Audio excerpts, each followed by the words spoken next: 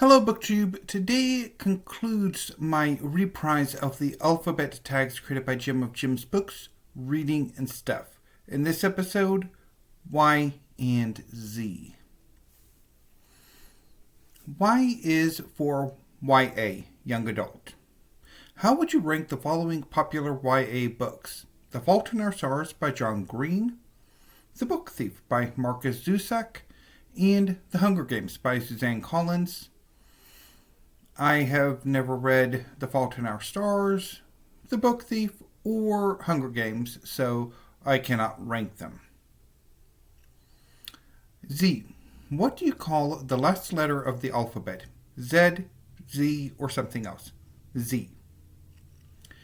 A few countries begin with Y and Z, like Yugoslavia, which no longer exists, Yemen, Zambia, Zimbabwe, and Zaire, which has since been renamed the Democratic Republic of the Congo. Have you read a book set in a place beginning with Y or Z, or by an author from a country beginning with Y or Z?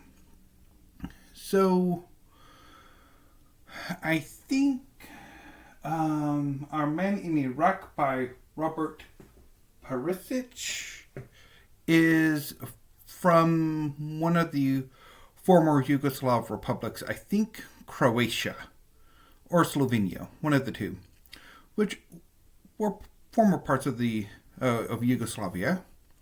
Tim McIntosh, who wrote The Arabs,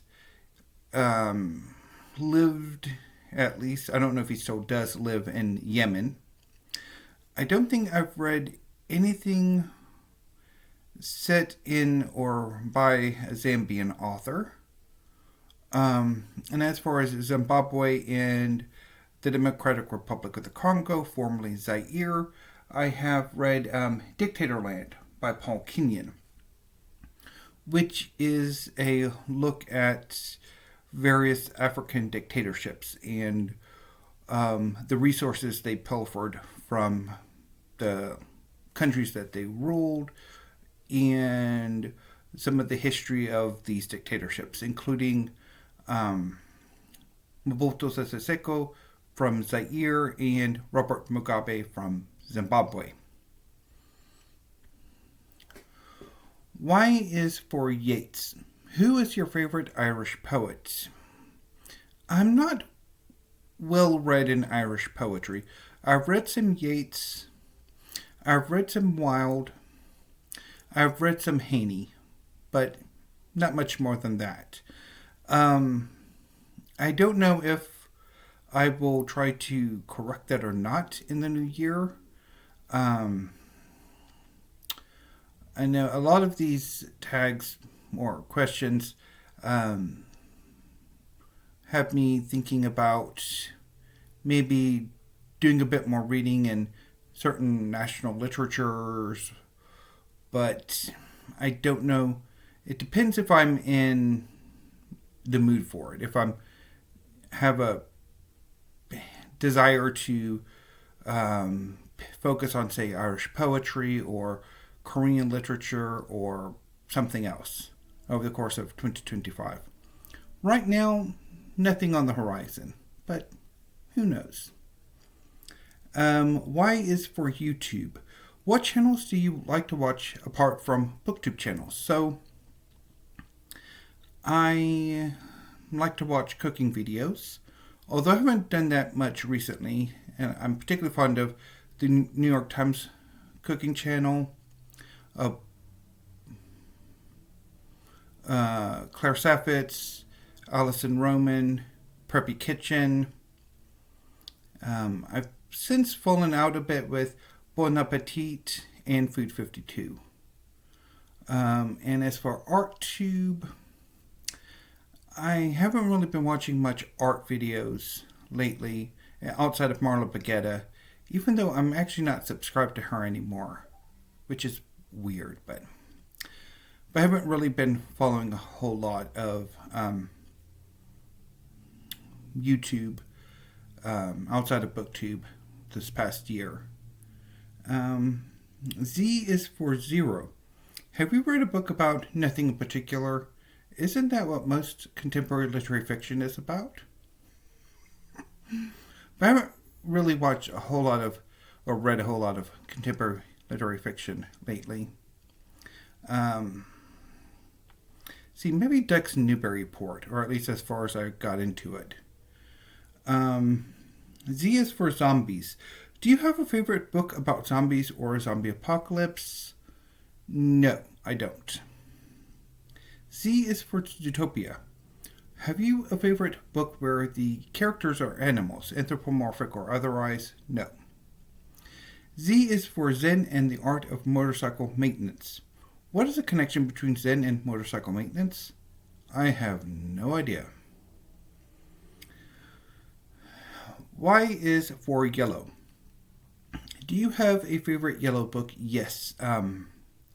The first gourmet cookbook, edited by Ruth Rackle, is yellow, and is one of my favorite cookbooks. I will talk a lot more about that book next week when I begin my 2025 library tour. Y is for year. Do you have a best reading year? Maybe the most books read or the best books read? So I'm going to focus on this year, 2024. So far, numbers-wise, this has been a really great reading year. I have read, or by the end of the year, I will have read about 550 books. Of that number, the overwhelming majority, 75 to 80%, perhaps even 85%, have been volumes of manga. And I have been having a ball with the manga I have been reading. It has been just wonderful. But on the other side of the scale, the rest of my reading has positively stank. I read only 2 novels, and neither one of them did anything for me. I read several volumes of poetry, both rereads and first-time reads, and I liked them well enough, but after this reading week, that's certainly in question. I'll talk a bit more about that tomorrow with Weekly Reads. And I've only read 7 works of history, which is rather disappointing. So this has been a very contradictory year, but I think my reading life is basically one of contradictions anyway, where how my tastes work, and that I positively have a hard time reading anything if I'm not obsessing over it.